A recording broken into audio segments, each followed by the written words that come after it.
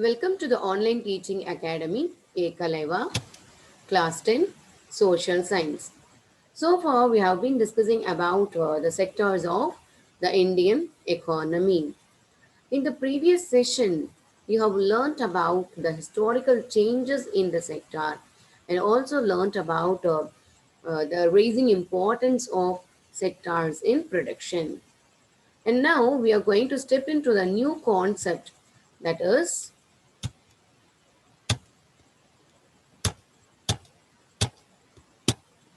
where are most of the people employed.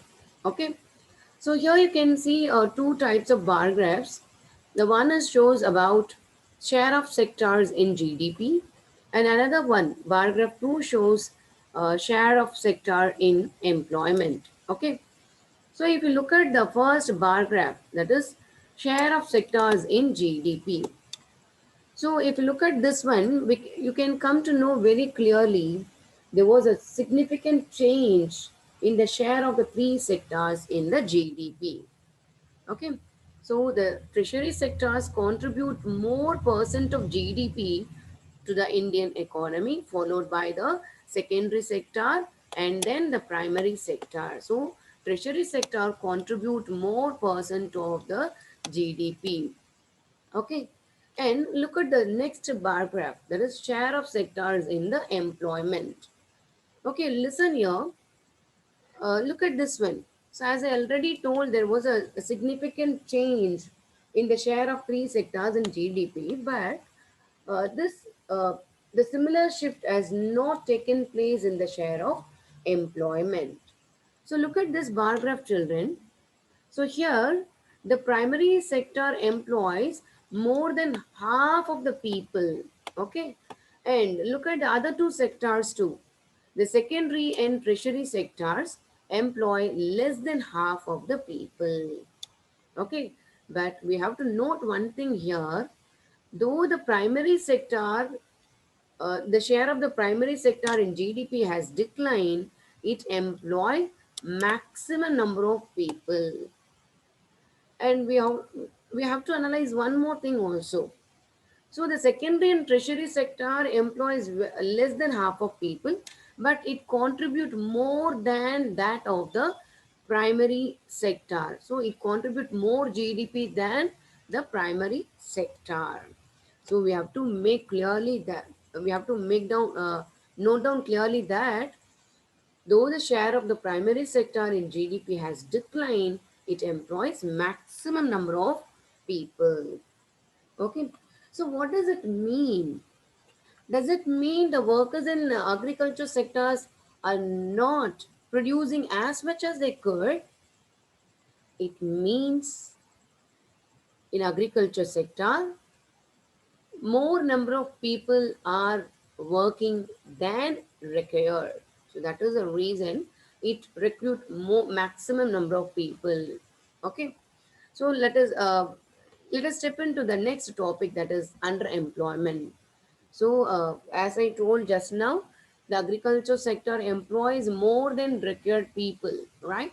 That is what we are going to learn in this topic, underemployment. Okay. So the disguised unemployment is also known as underemployment. In this kind of employment, more than required, what is that? More than required people are employed in a particular field. And if we remove a few people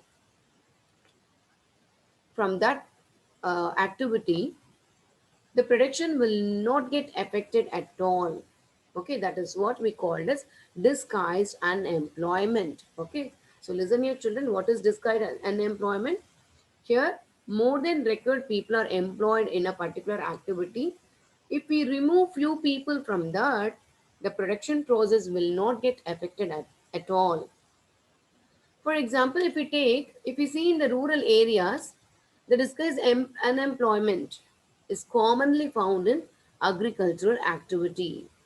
Okay, so especially it will take place in a farmer's family.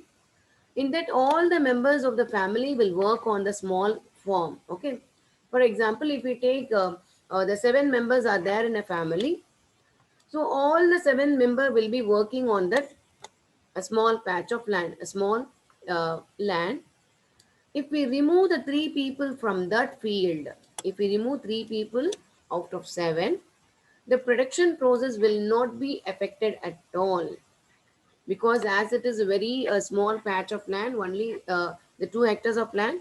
So this 2 hectares of land required only four members to work. So four member itself enough to work on the agricultural field, but all the seven are working. So if we remove the 3% from that work, the production process will not get affected. Okay, and you can notice one thing: all the people will be working throughout the year, but actually, uh, the labor effort gets divided in this activity.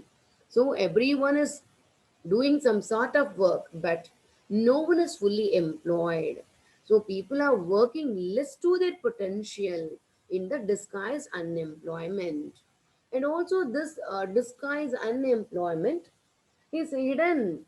The people who do not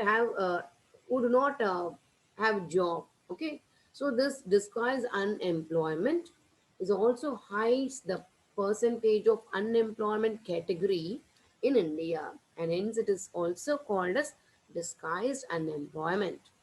Okay, and then this disguised unemployment not only prevail in rural area and also prevail over in the urban area. So in urban areas, disguised unemployment seen in the service sectors among many plumbers, painters, carpenters.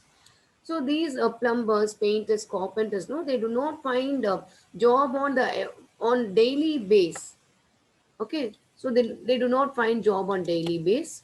And of course, even more we can mention a lot more people who involved in service sector like this. So we can mention that the people who push the cart on the street and selling some vegetables, fruits. So we can include, so these type of service, uh, these type of people, no, they also will fall into the service sector. So in urban area, disguised unemployment is mostly seen in the service sectors among many plumbers, painters, carpenters. Uh, they do work on the daily wage, but often they do not find work on daily base. And from morning to till night, they'll be working hard, but they can able to earn a very little income only.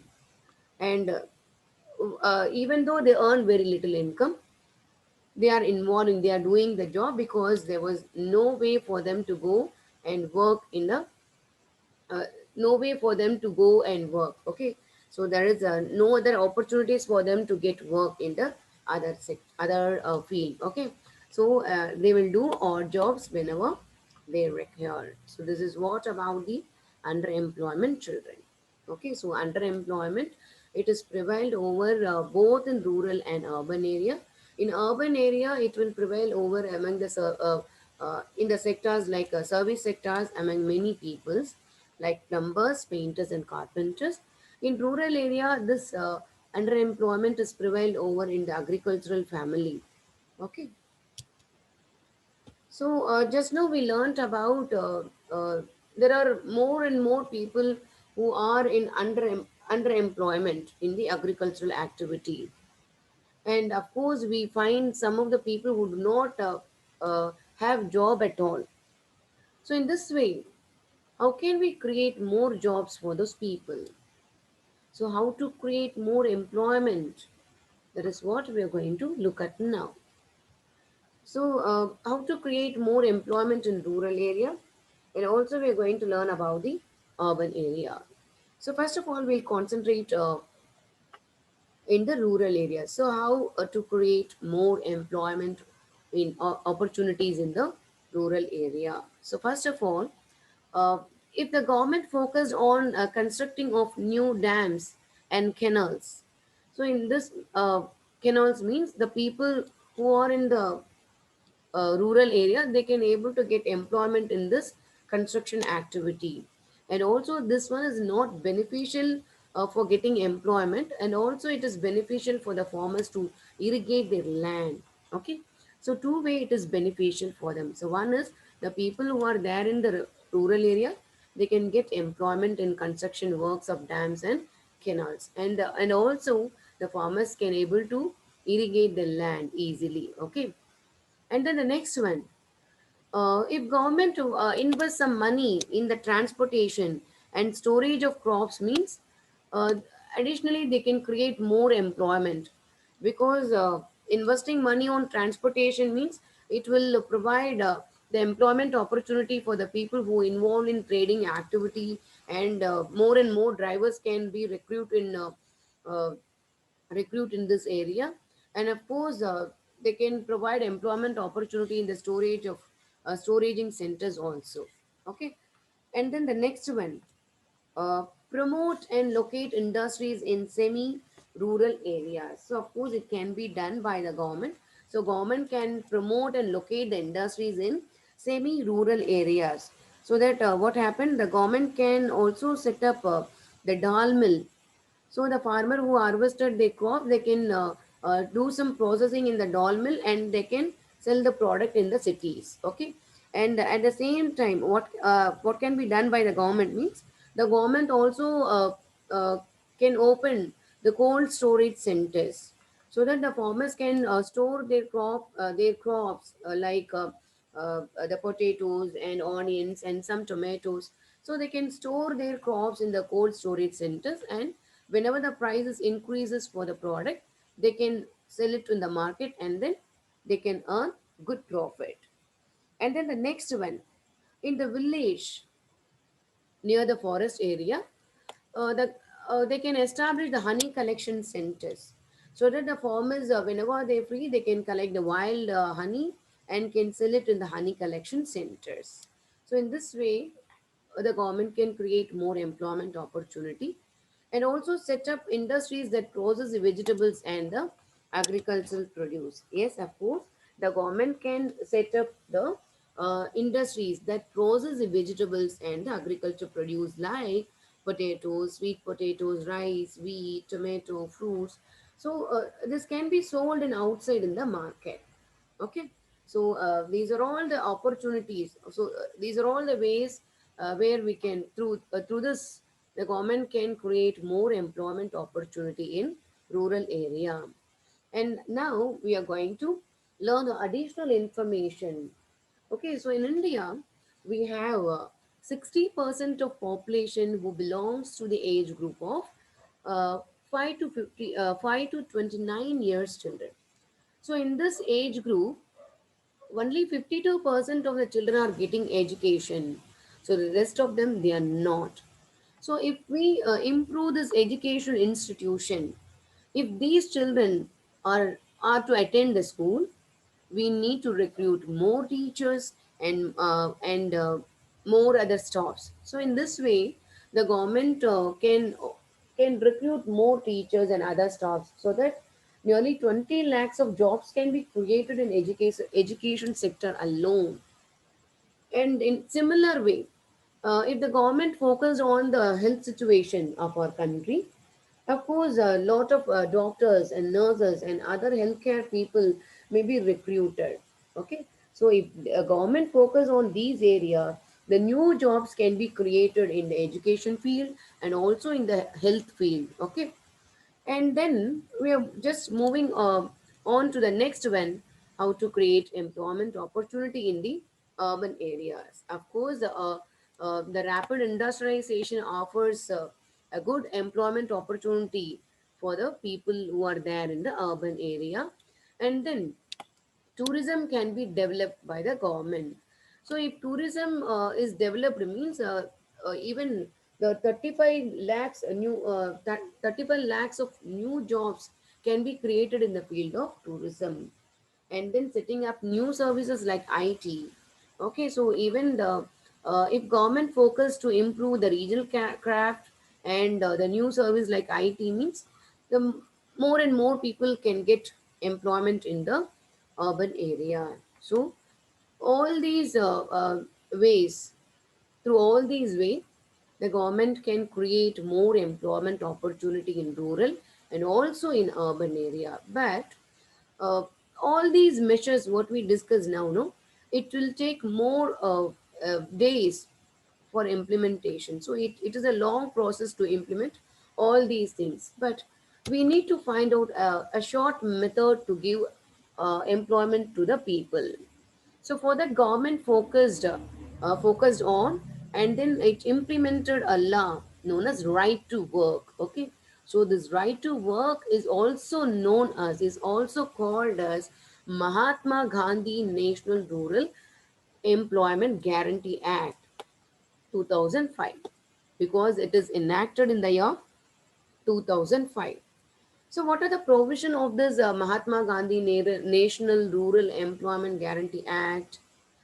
So, the provision is it aimed to provide employment to the unemployed people. First of all, it this schemes is aimed to provide employment to the unemployed people, and those who are able to work and those who are in need of work could be guaranteed of 100 days wage employment in a year by the government. Okay, so it assures 100 days wage employment in a year. If suppose the government fails in its duty, if suppose the government fails to provide employment to the people, then the government will give unemployment allowance to the people. Okay, so this is what the provision of the MNREGA, that is Mahatma Gandhi National Rural Employment Guarantee Act. So it assures 100 days wage employment. It aims to provide employment to the unemployed people. In case the government fails to do so, it will give the unemployment allowance to the people. So now it is a time for note down the assignments, children. So what is disguised unemployment? And second one, short note on NREGA 2005. And third one, how can employment opportunities be generated in urban areas? So up to this, we will wind up the session, children. So today in our class, we have learnt about how to create more employment opportunities in rural and urban areas, and also where are the most people employed. Okay, and then the most importantly, you have read about the Right to Work Act, and it is nothing but NREGA 2005. So we will continue the remaining part of the lesson in the next session, children. To receive our online lesson, press subscribe button and you will get the latest notification. Thank you, children.